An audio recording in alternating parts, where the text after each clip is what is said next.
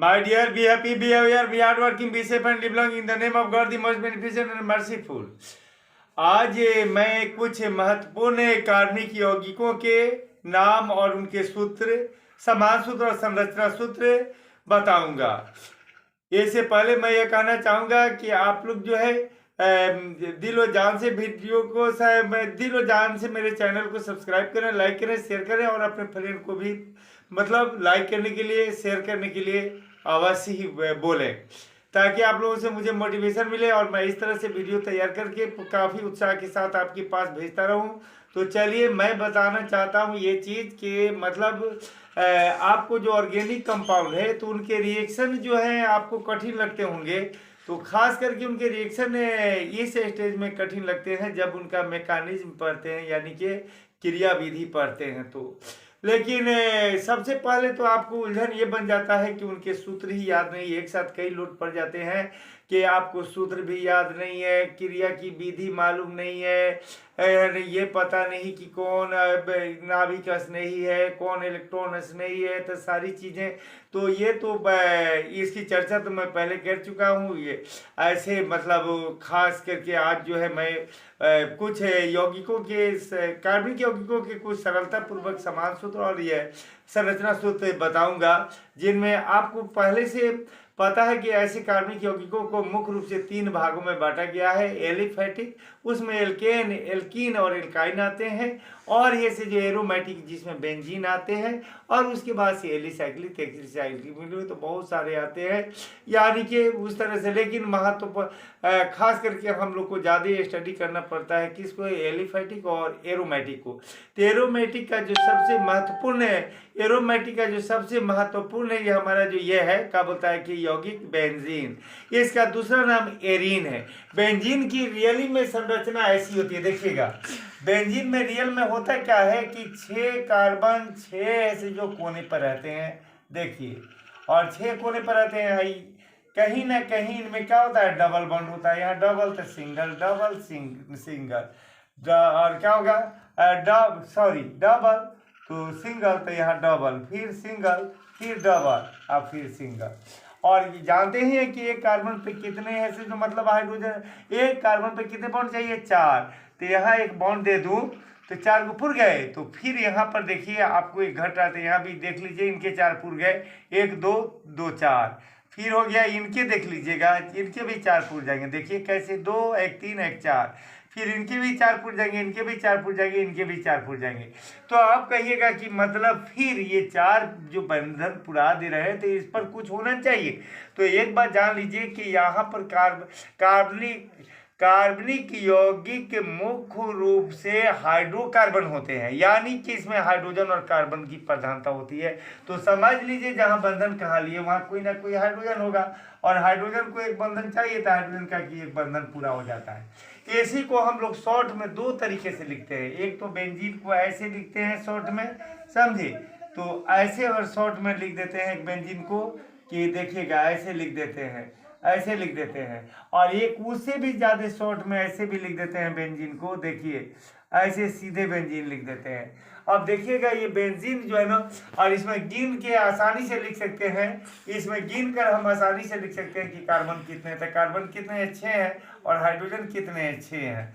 अगर हाइड्रोजन 6 है, और यहाँ पर इसको अगर मैं मान लीजिए कि इसको हम इस शक्ल में लिख रहे हैं, और यहाँ पर हम अगर बाई द वे यहाँ पर Cl लिख दिया, यानी कि क्लोरीन लिख दिया, तो समझ लीजिए कि हाइड्रोजन इसमें से गायब हो गया है, वहाँ पर क्लोरीन आ गया है। तो हाइड्रोजन जो 6 था 5 हो जाएगा, एक Cl आ जाएगा, तो इसका नाम क्या पड़ जाएगा, क्लोरोबेंजीन पड़ जाएगा। उसी तरह से यहाँ पर नाइट्रो आके जुड़ जाए तो नाइट्रोबेंजीन हो जाएगा, और उसी तरह से यहाँ पर क्या हो जाएगा, नाइट्रो आके जुड़ जाए तो नाइट्रोबेंजीन हो जाएगा। उसी तरह से ऐसे यहाँ पर क्या हो जाएगा, हाइड्रोक्साइड जुड़ जाए तो हाइड्रोक्साइड के जानते हैं कि जो आप इसका नाम क्या है, हाइड्रोक्साइड का जो है IPC नाम जो होता है ऑल होता है। तो इसी में से जो बेंजीन में से जो ये ऑल जुड़ जाए तो फेनॉल बन जाता है। उसी तरह से जो मतलब NH2 जुड़ जाए तो एनिलीन हो जाता है, समझे। उसी तरीके से इसमें अगर से जो आपको मतलब क्या बोलता है, अगर इसमें एल्डिहाइड ग्रुप जुड़ जाए तो बेंजेल्डिहाइड हो जाएगा। इसमें एल्डिहाइड ग्रुप जुड़ जाए तो क्या हो जाएगा, बेंजेल्डिहाइड हो जाएगा। और इसमें से जो कार्बोक्सिल ग्रुप जुड़ जाए तो क्या हो जाएगा, बेंजोइक एसिड हो जाएगा। ये जो क्या हो जाएगा, बेंजोइक अम्ल या बेंजोइक एसिड हो जाएगा। उसी तरीके से मतलब इस तरह से नाइट्रो जुट गया तो नाइट्रोबेंजीन हो जाएगा। तो देख रहे हैं कितना आसान तरीका, यही बेंजीन है, जहाँ नाइट्रो जुट जाएगा वहाँ नाइट्रोबेंजीन हो जाएगा।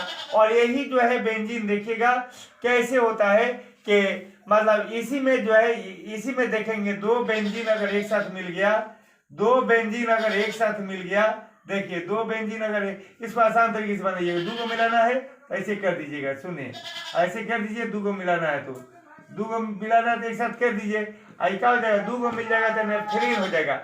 ऐसा ही अगर तीन को मिल गया एक साथ, तीन को एक साथ मिल गया तो ये हो गया एंथ्रासीन हो जाएगा।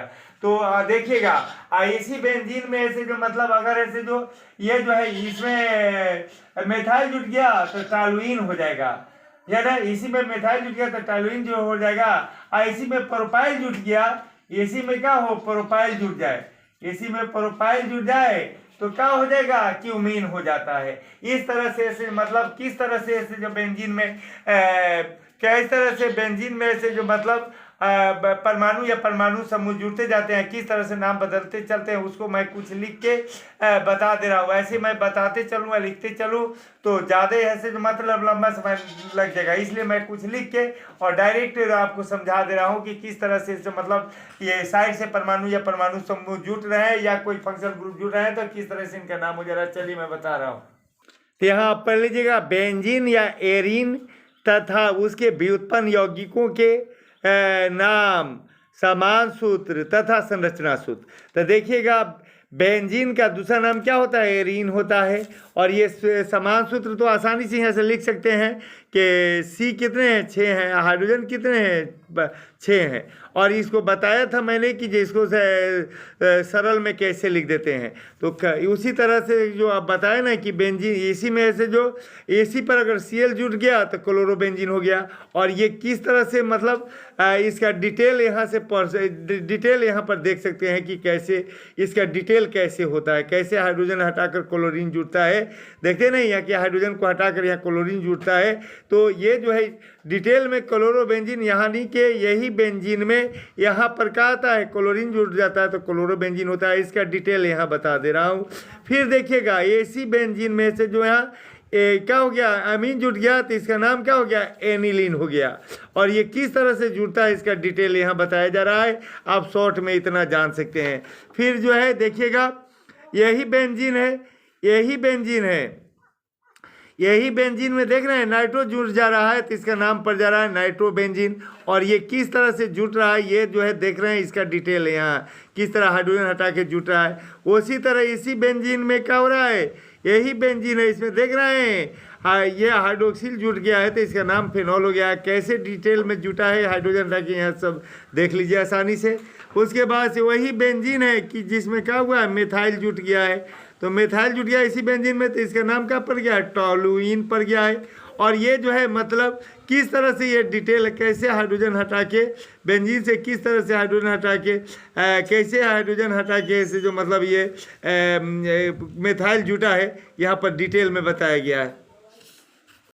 तो देखिएगा यही जो है जो मैंने बेंजीन है, इसी बेंजीन में से जो क्या हुआ है प्रोपाइल जोड़ दिया गया है तो क्या बन गया है, क्यूमीन बन गया, जिसका डिटेल यहाँ से समझाया जा रहा है। आप डायरेक्ट यहाँ से यहाँ डायरेक्ट लिख सकते हैं ये, और ये डायरेक्ट लिख सकते हैं। ये डिटेल में समझाया गया कि कैसे हटता है। और या हो सकता है कि कार्बन, इसमें कितने कार्बन है, कितने हाइड्रोजन है, गिनने में परेशानी हो तो इस तरह से डिटेल दे देने से आप आसानी से समान सूत्र लिख सकते हैं।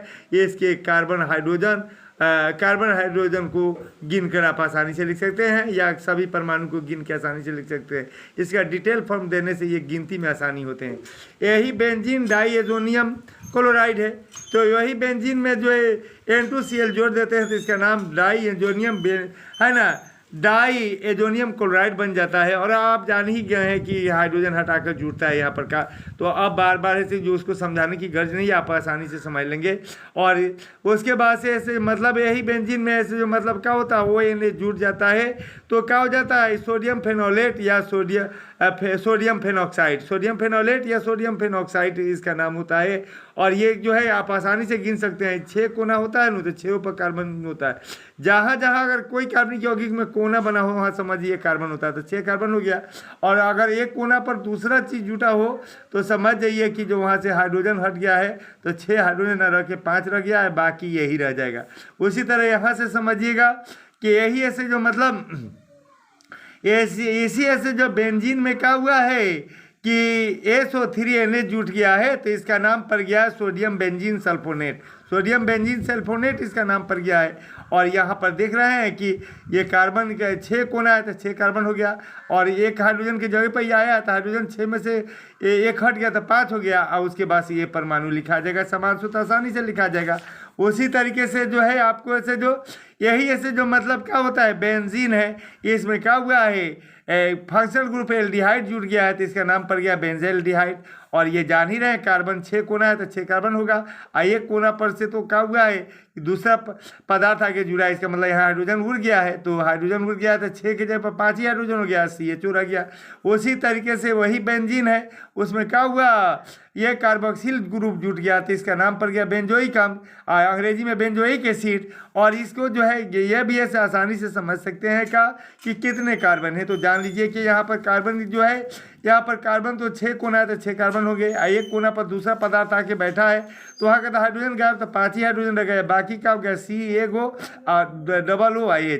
उसके बाद से ये जो है ये जब 2 को मिल जाता है, यही ऐसे बेंजीन है, 2 को एक साथ मिल जाता है तो क्या हो जाता है, इसका नाम पड़ जाता है नेप्थेलीन। इसका नाम क्या पड़ जाता है, नेप्थेलीन। यहाँ कार्बन गिन सकते हैं 1 2 3 4 4 1 5 1 6 1 7 1 8 1 9 10 कार्बन हुए, तो कार्बन 10 हो गया।